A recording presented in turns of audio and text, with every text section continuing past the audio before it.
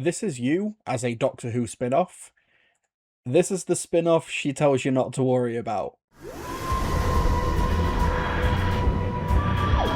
Hello ladies and gentlemen, my name is Mr. TARDIS, and I'm so glad that this range from Big Finish came back, because we got Zygon Century Infiltration, which came out in January 2026, and they didn't initially announce that they were going to be continuing this range, but we do have a continuation with Zygon Century Transformation. This is basically an epic, sprawling Big Finish audio Doctor Who saga, which takes place over the span of 100 years, of the 20th century, which is the Zygon Century.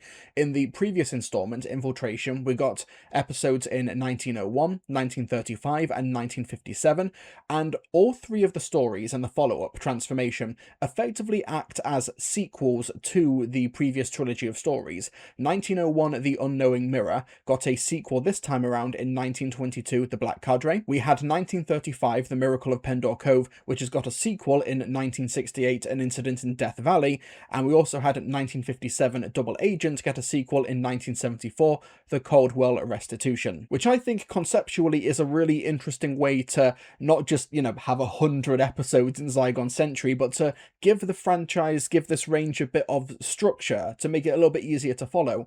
And one thing I'm really looking forward to doing once Zygon Century is done and dusted is listening to all of these in chronological order, not necessarily following the characters in a linear order, but following the timeline, the years in a linear order. That would be very interesting. But in Zygon Century Transformation, we have more or less the same writers, with the exception of Trevor Baxendale being replaced by Ken Bentley. Well, I say replaced, we don't know what happened there, but Ken Bentley is continuing the seeds that Trevor Baxendale laid in the previous box set. But we'll start with 1922, The Black Cadre by Jonathan Barnes. This sees the continuing adventures of Herbert Scott, who is the occult detective who we followed in the previous box set, played by Jonathan Rigby. And The Black Cadre is already starting as quite a sprawling story. It starts in Germany, then it moves to England, and then it moves to Ireland. We're essentially following different strands over the course of this story, and one of the most inconspicuous ones is in Cornwall, following Anthony Poole, played by James Swinton, who is a World War I veteran who has gone to Cornwall to try and relax and write some poetry, to try and be creative. And the landlord that he's staying with is Jack Cartwright, played by James Gaddis, and these two have a really nice dynamic with each other. However, in this town in Cornwall, the travelling carnival is on its way, and it's the talk of the town. Everyone's really excited to attend. However, as you can probably tell by the cover and by the title and the premise, there is some sort of Zygon skullduggery happening here. And Herbert Scott is also getting involved with some German espionage action happening at a mental institution in Dartmoor which holds a deadly secret.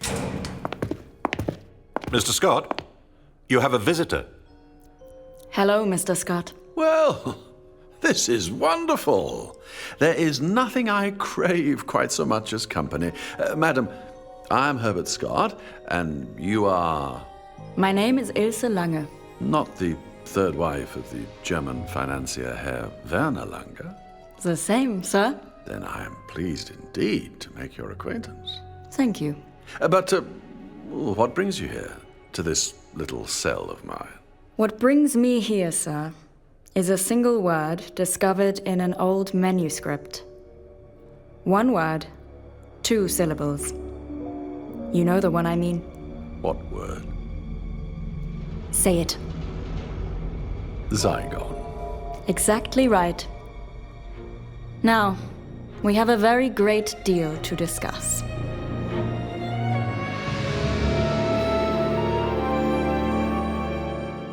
So there's a lot happening in the Black Cadre, and honestly, I do think it is a little bit too much. I think the globe-spanning aspect of the story is really commendable, and it does give Zygon Century a sense of scope. Like, as the century continues, the Zygon plan is getting bigger, they are getting more spread out, and they are infiltrating these different countries and these institutions. I think that's an important aspect that needs to be pushed forward in this box set. However, I think in terms of the actual narrative, in terms of the story, it kind of felt like we're just lurching characters from one place to the other. The The Unknowing Mirror in the previous box set felt a lot more focused because we are following Herbert Scott essentially do what he thinks is an exorcism, but it turns out to be a Zygon invasion. Whereas with the Black Cadre, Herbert Scott has of course been traumatized by what has happened 20 years previously, but he's basically being moved from place to place by other forces, and it feels like he doesn't have much more agency in the story anymore. The most interesting part of the Black Cadre for me was actually the veteran, Anthony Poole, and I think a lot of it is because James Swinton's performance, like this is his Big Finish debut in this story, he sounds so different from the rest of the cast. He does feel like just an ordinary guy who's getting caught up in these adventures. It's a really strong performance, this guy whose soul has essentially been carved up and scooped out by the First World War, and he's trying to fill it with creativity and poetry and peace, but that hole that's been left in his heart is now the perfect place for the Zygons to now, for lack of a better term, to infiltrate. It's a really good performance, and I do think you could have got 50 or 60 minutes of material just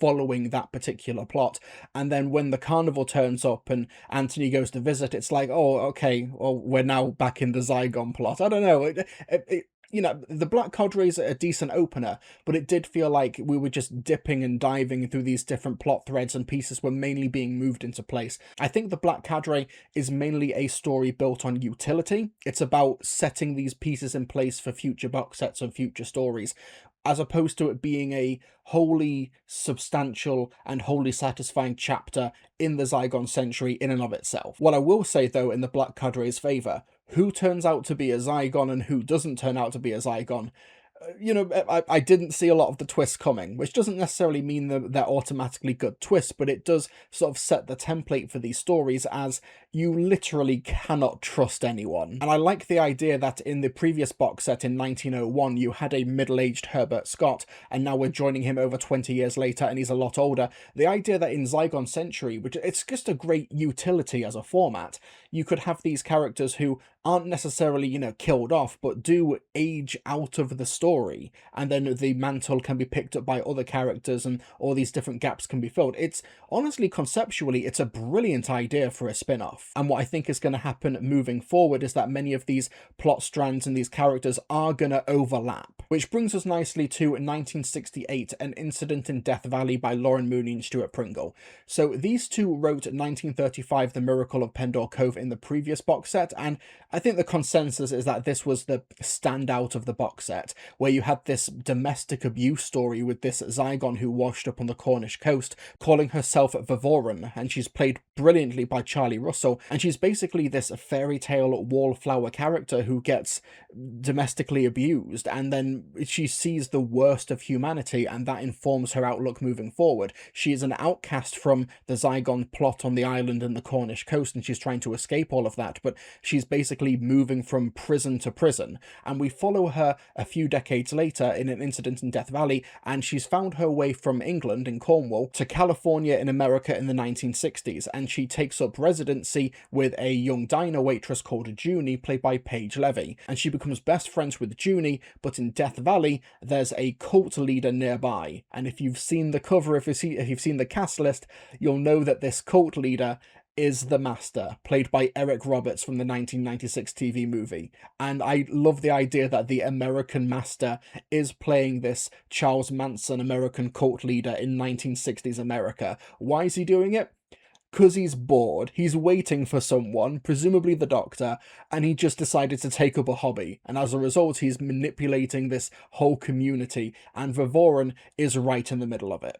We're closed. Who's this? Nobody. Just a girl who works here. Junie. You go on back now, Gwendolyn. This is a private conversation. Oh, no. Gwendolyn, please, stay. Gwen, I mean it. I know who you are. Do you? You're him. The Archon. I'm right, aren't I? Have you been talking out of turn, Junebug? I didn't tell her nothing. I told you, I barely even know her. She's just some girl who doesn't listen. I won't leave you alone with him, Junie. He's dangerous. Please, Gwen, just keep out of this. Is that right, Junie? Am I dangerous? Get your hands off her. She doesn't want you here. Nobody wants you here. Leave us alone. That right, Junebug? I come all the way out here. All the way out to this dead-end shack just to ask you to sit at my right hand again. And this is my reward. Get off her. You still haven't answered my question. Yes, I have. I've missed you so much. That's my girl. I don't want to sound like a broken record here, but after the work that Lauren Mooney and Stuart Pringle did on the previous Zygon Century box set, their work in the follow-up is the standout of the box set. Vivoran's story is head and shoulders the best breakout aspect of the Zygon Century series. It's just such a fascinating idea where you do get this like almost fairy tale character washing up on the Cornish coast, and oh no, it turns out that she's a Zygon. And I love all of the character work that's going into this plot strand of the story, where Vivoran, who is naturally quite traumatized by the ocean after what she's been through over the past few decades, she deliberately moves to landlocked Death Valley in eastern California. She's trying actively to avoid the ocean. And when she's at the diner, she's immediately like able to clock Junie as somebody who is also running away from abusive figures in her life, because she's able to see it in her eyes and she's able to relate to it, and it's why she clings on to Junie so much over the course of this story. And Vivoran is able to use her shape-changing abilities to defend Junie without her knowing about it by impersonating Junie's Hollywood cowboy hero, because Junie likes going to the cinema to watch all the cowboy films, and she's got all of these posters and pictures of this cowboy actor on her wall. And then Vivoran, who changes her name in the story to Gwendolyn, Vivoran decides to use that identity to protect Junie behind the scenes. It's really oddly sweet. But of course, with this being a Zygon Century story, it does take a pretty macabre turn, which I really, really adored. And the Eric Roberts master, who's playing this cult leader called the Archon, it's a brilliant performance. Eric Roberts is just so delightfully charismatic. And yeah, I could buy the master in this incarnation starting a cult in America because he's bored. But also similarly, the way that the master is simultaneously able to clock Vivoran as being, you know, an outsider alien who wants to basically get revenge against the people who harmed her, very much like something the master would do. And I like the parallels between Vivoran being able to identify Junie's trauma and the master doing exactly the same thing towards the end of the story for Vivoran. And you essentially, what could be unfolding in future stories is this master companion dynamic between the Eric Roberts master and Vivoran. And I cannot wait to see how that pans out, whether or not Vivoran does wind up getting liberation in the end, or she's able to take brutal revenge and this ends poorly for her. And after what happened in the last box set, you essentially have Vivoran going from prison to prison and discovering the humans who are also in some form of metaphorical captivity. Whether it's relationships, whether it's the military or the state, or even religion. It's basically Vivoran doing a humanity-depressing walking tour from prison to prison. It's hard to see a wholly positive outcome for Vivoran's story, but whatever they do in Zygon Century, this is the plot thread that I am most invested in. And I think the characterization and the dialogue and just these great little moments of characterization from Laura Mooney and Stuart Pringle in this story is utterly compelling to listen to. It is once again the standout story of the box set, and it's worth the price of admission on its own. This is the plot thread that I am most invested in. And the last story is 1974, The Coldwell Restitution by Ken Bentley, which is following the misadventures of Agent Coldwell from MI5 after his previous story in 1957, Double Agent in the last box set. Coldwell, played by Joshua Manning, has been stationed in Russia in order to investigate a rising star within the Communist Party, Alexander Kovalenko, played by Branko Tomovic. However, he unwittingly becomes the companion of Unit's best and brightest, the Third Doctor, played by Tim Treloar, and these two are the original odd couple. After the events of the previous box set, Coldwell is having visions which could have a massive impact on humanity's future, and the Third Doctor, who previously met Coldwell as the Second Doctor in the previous box set, is also privy to these visions. And it's up to the Third Doctor and Coldwell to try and put an end to the Zygon Century once and for all. And you're a doctor of what, exactly? Ah, yes, well, that's the 64,000 ruble question, isn't it? Or does it have an answer? I'm still working on it. You're CIA. Afraid not, old man. I try my best to remain unaffiliated.